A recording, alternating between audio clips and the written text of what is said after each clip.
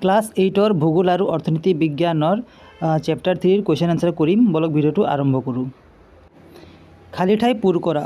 কৰ কুৱেশ্যন হৈছে কৃষি কাৰ্য আৰম্ভ হোৱাৰ লগে লগে মানুহে একে ঠাইতে স্থায়ীভাৱে বসবাস কৰিবলৈ আৰম্ভ কৰিলে।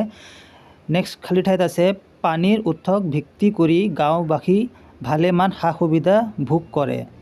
তাৰপিছত আহিছে আলি বাট ৰেলপথ নদীৰ কাষে কাষে গঢ়ি উঠা বসতিক ৰসিক বসতি বোলে।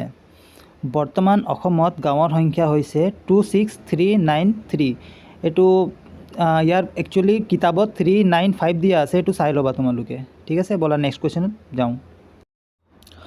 শুদ্ধ উত্তৰটো বাছি উলিওৱা। কৰ শুদ্ধ উত্তৰটো হ'ব কৃষি, খৰ হ'ব অধিক, গড় হ'ব তোমাৰ 70%, ঘৰ হ'ব তোমাৰ কেন্দ্ৰীয় ভূত। ব'লা নেক্সট কুৱেশ্যনত যাওঁ। মানুহে স্থায়ীভাৱে বসবাস কৰিবলৈ লোৱাৰ কাৰণ কি বুলি ভাবা? ইয়াৰ উত্তৰটো হৈছে কৃষি কাৰ্যৰ আৱিষ্কাৰ হোৱাৰ পিছত খেতি বাতি তদাৰক কৰিবলৈ মানুহে একে ঠাইতে থকাটো প্ৰয়োজনীয় হৈ পৰিছিল। ইয়াৰ উপৰি পশুপালন, সুৰক্ষিত বাসস্থান আৰু সামাজিক জীৱন যাপন কৰাৰ উদ্দেশ্যে মানুহে স্থায়ীভাৱে বসবাস কৰিবলৈ লয়।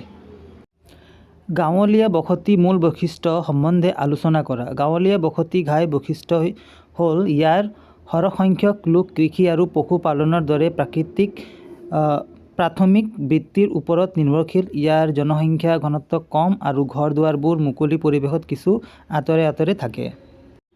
নেক্সট কুৱেশ্যন হৈছে কেন্দ্ৰভূত বসতি কেনেধৰণে সৃষ্টি হয় লিখা। উত্তৰটো হৈছে উৰ্বৰ সমভূমি, পানীৰ সুচলতা থকা উৎস, খনিজ সম্পদ উপলব্ধতা বা নিৰাপদ স্থানক কেন্দ্ৰ কৰি বহুতো মানুহে যেতিয়া একে ঠাইতে অতি ওচৰা ওচৰিকৈ ঘৰ সাজি বসবাস কৰিবলৈ লয় তেতিয়াই কেন্দ্ৰীভূত বসতিৰ সৃষ্টি হয়। নেক্সট কুৱেশ্যনত সুধিছে পৌৰ বসতিৰ মানুহৰ জীৱিকা উপায় কেনেকুৱা, চমুকৈ লিখা। উত্তৰটো হৈছে পৌৰ বা নগৰীয়া বসতিৰ মানুহে সাধাৰণতে কৃষি কাৰ্য নকৰে।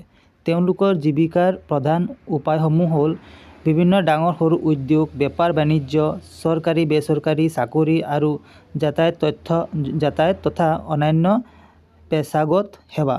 এইকেইটা হৈছে ইয়াৰ উত্তৰ।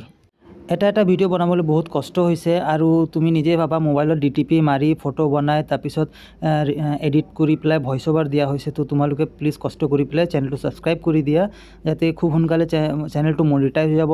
আৰু যদি ইউটিউবৰ পৰা যদি পে'মেণ্টটো আহে তেতিয়া মই ভাবিছোঁ ডিজিটেল ডাঙৰ এটা বৰ্ড এটা ল'ম আৰু ডিজিটেল বৰ্ডত অকণ সুবিধা হয়।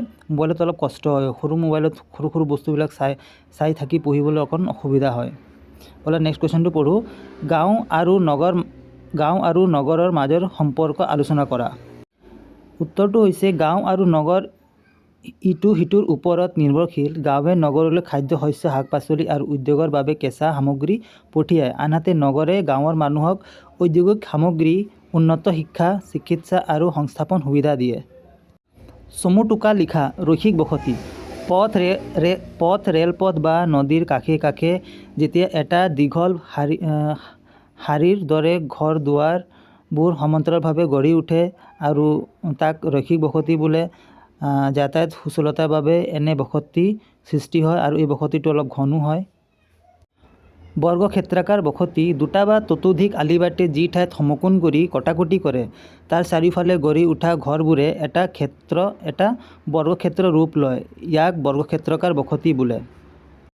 উচ্চভূমিৰ বসতি। বানপানী বা জলমগ্ন হোৱাৰ আশংকা থকা নামনি অঞ্চলৰ পৰা সুৰক্ষিত থাকিবলৈ মানুহে যেতিয়া ওখ টিলা, পাহাৰৰ ঢাল বা মথাউৰিৰ দৰে ওখ স্থানত বসতি স্থাপন কৰে তাক উচ্চভূমি বসতি বোলে। পাৰ্থক্য লিখা। গ্ৰাম্য বসতি আৰু পৌৰ বসতি। গ্ৰাম্য বসতি মানুহৰ মূল বৃত্তি কৃষি কাৰ্য আৰু ইয়াৰ জনসংখ্যা ঘনত্ব বহুত কম। পৌৰ বসতি হৈছে মানুহৰ মূল বৃত্তি বেপাৰ বাণিজ্য বা চাকৰি আৰু ইয়াৰ জনসংখ্যা ঘনত্ব বহুত বেছি। ৰসিক বসতি আৰু কেন্দ্ৰভূত বসতি। ৰসিক বসতি ঘৰবোৰ পথ বা নদীৰ কাষে কাষে দীঘল শাৰী পাতি থাকে আৰু কেন্দ্ৰভূত বসতি হৈছে ঘৰবোৰ কোনো এটা বিশেষ স্থানক কেন্দ্ৰ কৰি অতি ঘনকৈ থোপ খাই থাকে। উচ্চভূমি বসতি আৰু নিম্নভূমি বসতি। উচ্চভূমি বসতি পাহাৰ বা ওখ অঞ্চলত হয় আৰু ই বানপানীৰ পৰা সুৰক্ষিত। নিম্নভূমি বসতি ভৈয়াম বা দ অঞ্চলত হয় আৰু ইয়াৰ বানপানীৰ সম্ভাৱনা থাকে যদিও ভূমি কৃষিৰ বাবে উপযোগী হয়। চেনেলটো ছাবস্ক্ৰাইব কৰি দিব নেক্সট ভিডিঅ' পাবৰ কাৰণে, আপুনি ন'টিফিকেশ্যন পাব। তো লগ পাওঁ নেক্সট ভিডিঅ'ত, আজিলৈ ইমানেই।